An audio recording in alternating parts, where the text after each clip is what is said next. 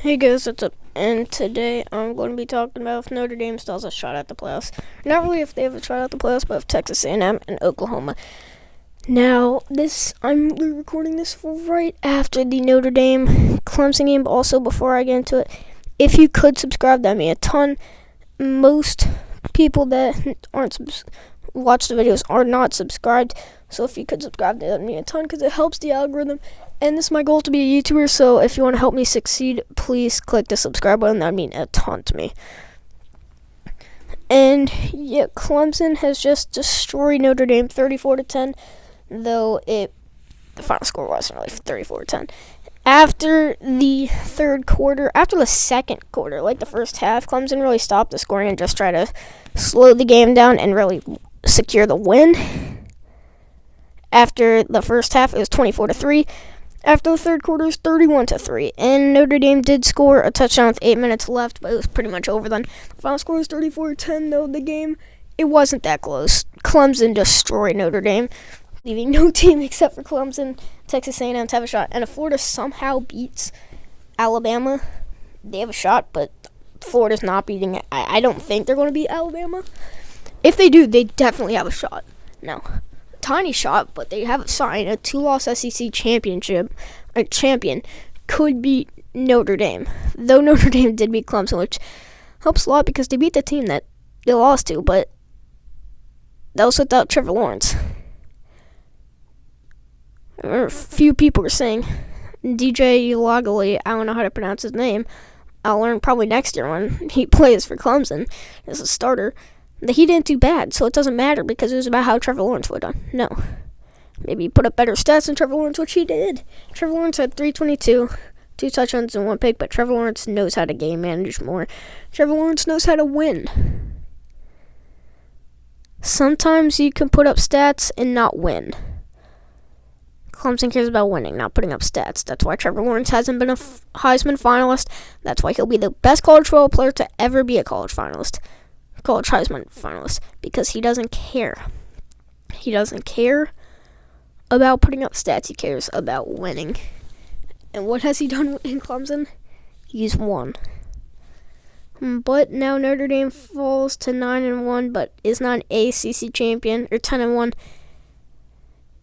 And that leaves tiny space for Texas A&M or potentially Oklahoma to sneak in. Now, Texas A&M today beat Tennessee 34-13 to close out the season. And it was a pretty convincing win, which, it's good for Texas A&M.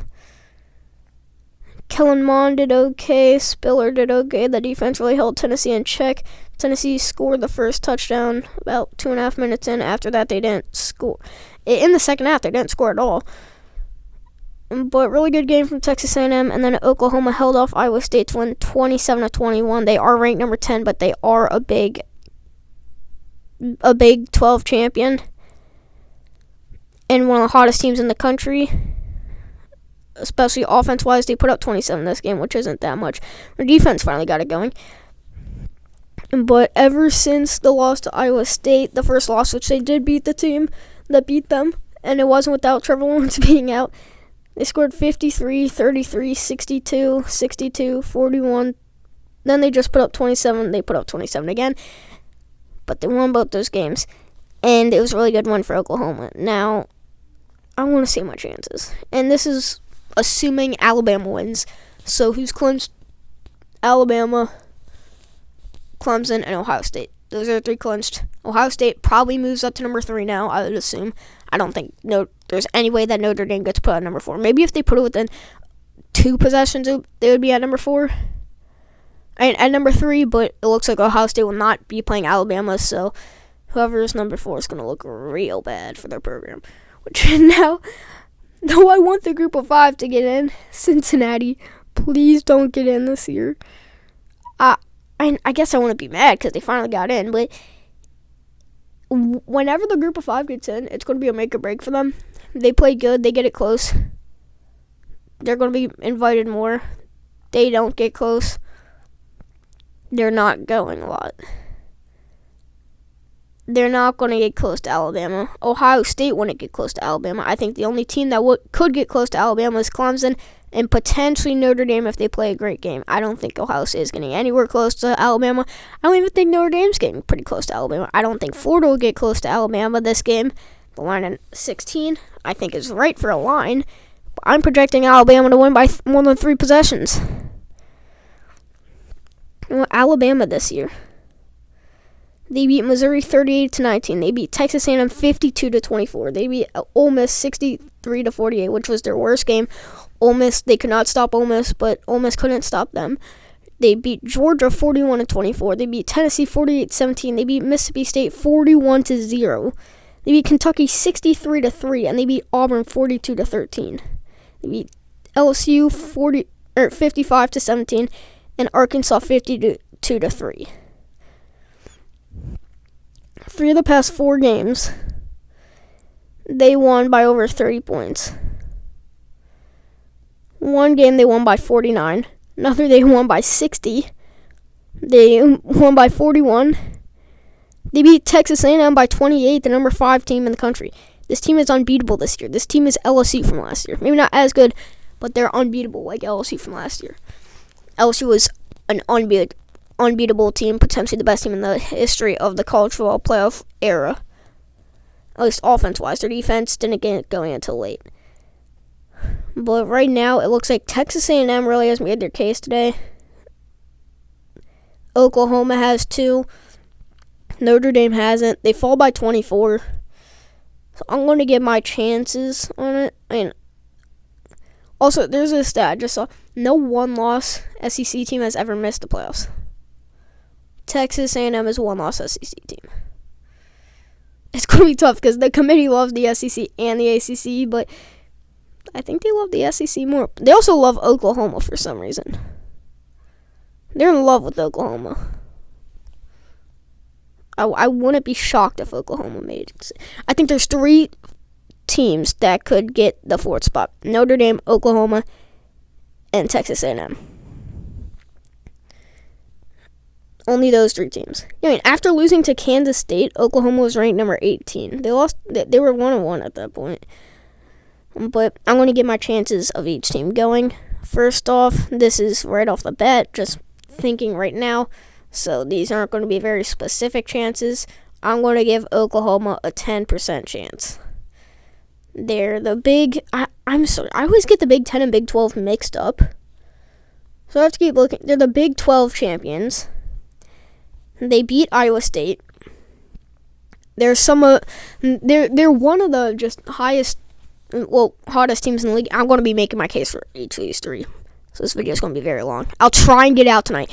I'll promise that. I'll try and get out or just before the college football playoff committee ranks. If you guys want me to live stream that, I'll try to, but last time it didn't work. It was like 4 months ago, but YouTube just would not let me live stream. Yeah, Oklahoma 8-2, one of the hottest teams in the league. After starting out 1-2, they beat Texas 53-45 in a great game. I remember that game. That was insane. Quadruple overtime. That was a ranked Texas. They beat TCU, who's underrated. They beat Texas Tech. They destroyed Kansas. Then they destroyed Oklahoma 41-13. Oklahoma State, who was number 14 at the time, has been ranked as high as number 5 this year. They beat Baylor, and they beat Iowa State, one of the teams who they lost to. So they lost to Kansas State, but that was by 3. Lost to Iowa State by 7, so very close. Kansas State is 4-6, not that good. Isn't horrible, isn't good, but they haven't lost a game by more than 1 possession. I still would probably rank Cincinnati over them. I'd probably rank, legitimately, I'm going to make my rankings and put them up at the end of this video, okay? I will do that. I promise you, I will do that. At the end of this video, go to like the last 30 seconds if you just don't want to hear this. I know a lot of people don't even make it here because my watch time is very low. But, yeah. Go see my rankings. I'll put it up probably at the beginning of the video. Skip to the end to see my rankings. But, yeah, Oklahoma made their case, beat Iowa State, Big 12 champions, and is one of the hottest teams in the league. In college football. Now, Notre Dame, their case. they're 10-1. They've only lost one game, more than Oklahoma, or less than Oklahoma. They beat the team that they lost to, and they have destroyed a lot of teams, a lot of good teams. They beat North Carolina by 14, which isn't destroying. They beat Boston College. They beat Pittsburgh, which I don't think is horrible this year. They're 6-5. They destroyed South Florida. South Florida's horrible, to be honest. Yeah, 1-8. They beat the team that they lost to. They already beat them. They beat, technically, what's going to be the number 2 team in the country. Yeah, I mean, that's pretty much your case. You already beat Clemson. That's Notre Dame's case. Then Texas A&M's case.